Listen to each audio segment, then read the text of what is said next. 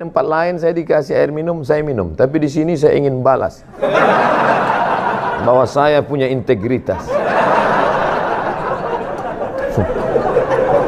Saya nanti akan datang lagi ke kantor bapak yang dulu bicara kepada saya, Ustaz Somad, pegawai KPK itu integritasnya luar biasa. Kami kasih dia air minum, dia katakan, saya bawa air dari kantor kami. Nanti saya akan katakan ke dia, Bapak, saya pun ceramah juga di masjid kantor mereka. Dan ketika mereka kasih air minum, saya katakan, saya bawa dari rumah.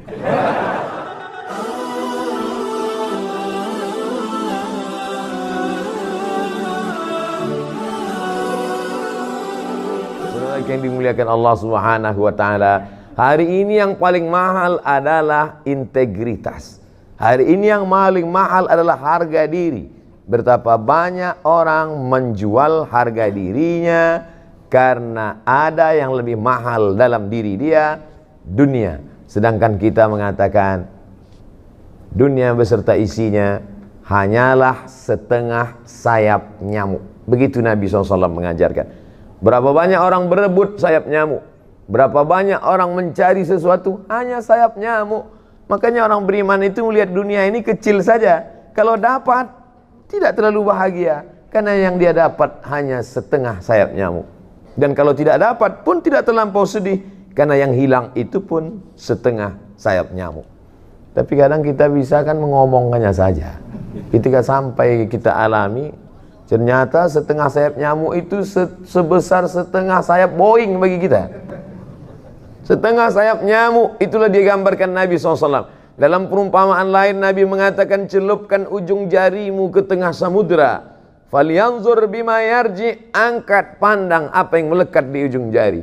Apa yang menempel di ujung jarimu, itulah dunia. Setetes, dua tetes. Apa yang tinggal, itulah akhirat beserta isinya. Jadi kalau ada orang terlampau mengejar dunia, maka dia hanya mengejar setetes.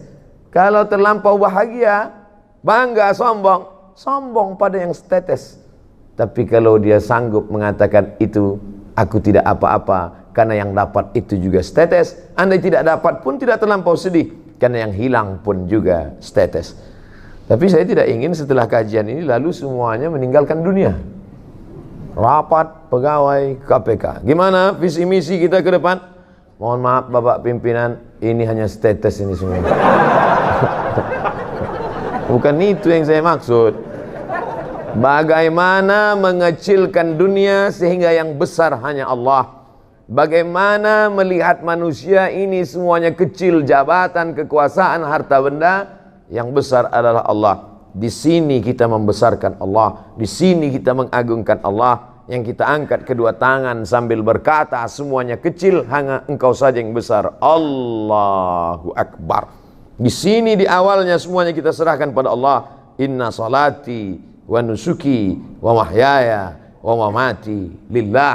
Sebelum salam itu kita ulang sekali lagi, 4 kita serahkan pada Allah. At-tahiyatul mubarakatu salawatu thayyibatu lillah. Hanya orang yang sampai pada level ini saja yang salamnya dijawab oleh Rasulullah sallallahu alaihi wasallam. At-tahiyatul mubarakatu salawatu thayyibatu lillah. Setelah sanggup meninggalkan yang 4 ini, barulah kita diterima Rasulullah. Assalamu alayka ayyuhan nabiyyu wa rahmatullahi wa barakatuh. Jangan ucapkan salam pada Nabi sebelum kau sanggup mengesampingkan 4. At-tahiyatul, puja-puji, keagungan. Ustaz enak aja ngomong gitu. Ustaz kan gak punya kemuliaan, gak punya status sosial tinggi, gak punya jabatan. Oke, kalau gitu ke diri pribadi, follower, viewer.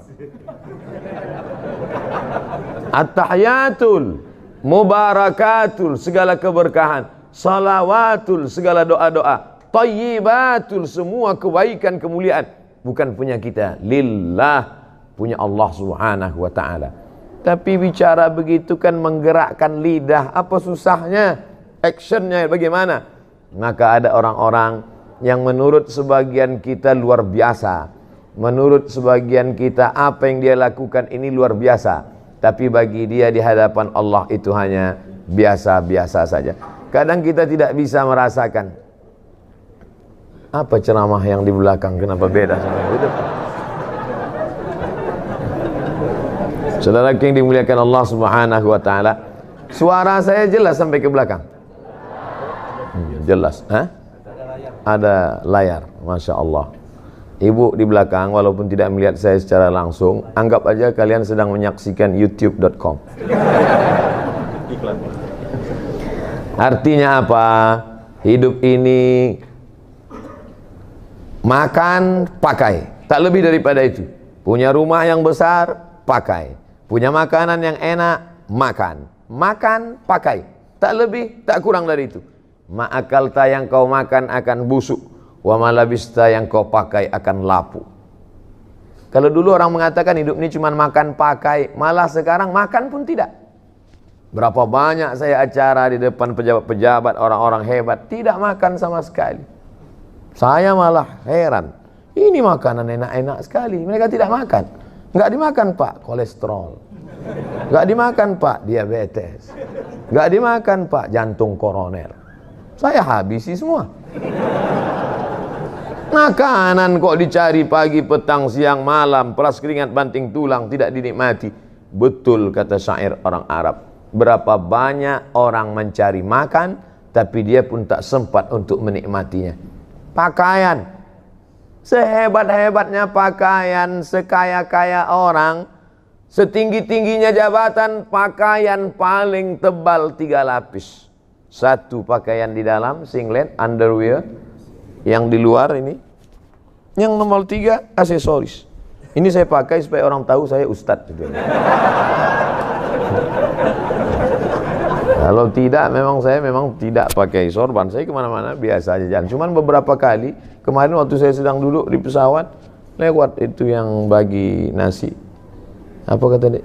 Mirip sekali dengan Ustaz Somad ya. Mati saya. Dan makanya saya pakai sorban ini. Pakaian adalah status. Dengan pakaianlah kita bisa membedakan mana ulama, mana orang biasa. Makanya mufti-mufti kerajaan di zaman dulu jubahnya dibuat 2 lapis. Satu jubah putih di dalam, yang kedua jubah hitam di luar, sorbannya dipakai. Al-Azhar menunjukkan status, di luar ada sorban putih, di dalam ada topi merah, lengkap dengan jambulnya. Kalau sudah dipakai itu menunjukkan dia hafal Al-Quran. Pakaian adalah status sosial, tapi manakala ketika kita menghadap Allah Subhanahu wa ta'ala, semua pakaian yang menunjukkan status lepas. Belum pernah, lama hidup banyak dirasa, jauh berjalan banyak dilihat.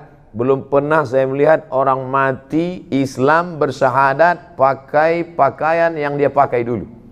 Sehebat apapun itu, semuanya akan tinggal. Belum menghadap Allah saja di dunia sudah lepas, apalagi ketika menghadap Allah Subhanahu wa ta'ala.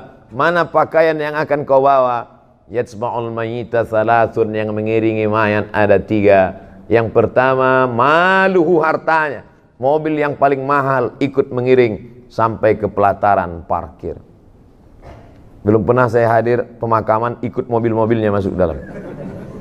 Ahluhu, keluarga, anak, cucu, menantu, kawan, sahabat, andai tolan, satu kantor, alumni, alma mater, menangis mereka satu angkatan, hanya sampai pintu kubur. Istri yang tersayang, paling disayang, yang katanya buah hati belayan jiwa, itu pun hanya menangis di pintu kubur.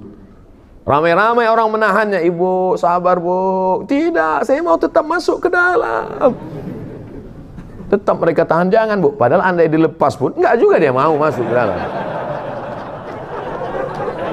Cobalah. Saya beberapa kali itu saya perhatikan, begitu semangatnya mereka menahan. Jangan. Saya diamin aja, biarin aja, nggak akan masuk dia ke dalam. Kita tahu kok itu action aja. Mohon maaf ibu-ibu, saya bisa ngomong gitu karena ibu jauh di belakang. Artinya apa? Apa yang kita amalkan, kita bawa hari ini, itulah yang akan kita tunjukkan nanti di hadapan Allah Subhanahu wa ta'ala. Di tempat lain saya dikasih air minum, saya minum. Tapi di sini saya ingin balas bahwa saya punya integritas. Saya nanti akan datang lagi ke kantor bapak yang dulu bicara kepada saya, Ustaz Somad, pegawai KPK itu integritasnya luar biasa. Kami kasih dia air minum, dia katakan, saya bawa air dari kantor kami. Nanti saya akan katakan ke dia, Bapak, saya pun ceramah juga di masjid kantor mereka. Dan ketika mereka kasih air minum, saya katakan, saya bawa dari rumah. Saudara yang dimuliakan Allah Subhanahu wa Ta'ala. Artinya apa? Setiap tetes ini akan kita diminta pertanggungjawaban di hadapan Allah Subhanahu wa Ta'ala. Ini diberi dari mana? Ini uang negara. Tidak ada nama saya dalam anggaran ini. Setiap tetesnya. Jangan sampai hancur amal saya. Pahala ceramah-ceramah saya semuanya habis hanya karena 600 ml ini. Integritas harus kita jaga. Takbir. Masya Allah, pantang dipancing tuh. Ya'ti yaumal qiyamati, ada orang nanti pada hari kiamat dia akan mati menghadap Allah bisolatin, solatnya banyak. Solat qabliyah, solat ba'diyah, solat tahajud, solat witir, solat duha, solat isyraq, solat awabin, solat tasbih. Wa zakatin, zakat, wakaf, infak, sedekah, bangun masjid, pondok pesantren. Wa siyamin, puasa Senin Kamis, puasa Nabi Daud, puasa Ayyamul Bait, puasa 6 hari di bulan Syawal, puasanya banyak. Tapi ternyata amalnya itu tidak bisa menolong dia. Sebab apa? Mat'amuhu haram, karena memakan harta orang lain. Akala mala hadza, memakan harta si fulan. Wa safaka dama hadza, menumpahkan darah si fulan. Wa daraba hadza, memukul si fulan, menganiaya si fulan, menzalimi si fulan. Diambil salatnya diberikan pada orang yang dia aniaya, diambil puasanya diberikan pada orang yang dulu dia zalimi, diambil sedekahnya diberikan pada orang yang pernah dia sakiti. Faniyat hasanatuhu, habis amalnya, tapi orang yang menuntut masih banyak. Lalu apa yang terjadi? Diambil dosa mereka, diambil dosa orang yang pernah dia zalimi, turihat ilahi, dicampakkan kepada dia, summa turiha finnar, lalu dia dicampakkan ke dalam api neraka. Kalau dosanya pada satu kelurahan, karena kebetulan dia kepala desa, paling banyak satu desa 5.000 orang. Tapi kalau dosanya zalim, memakan harta orang se-Indonesia, ini anggaran orang se-Indonesia. Kalau sampai saya minum tanpa ada kejelasan, ya kira nampaknya makan siang pun terancam siang. Saudara yang dimuliakan Allah Subhanahu wa Ta'ala, kullu qardin jarra naf'an fahuwa riba. Setiap pinjaman, kalau ada unsur manfaat dari pinjaman itu, maka pinjaman itu menjadi riba.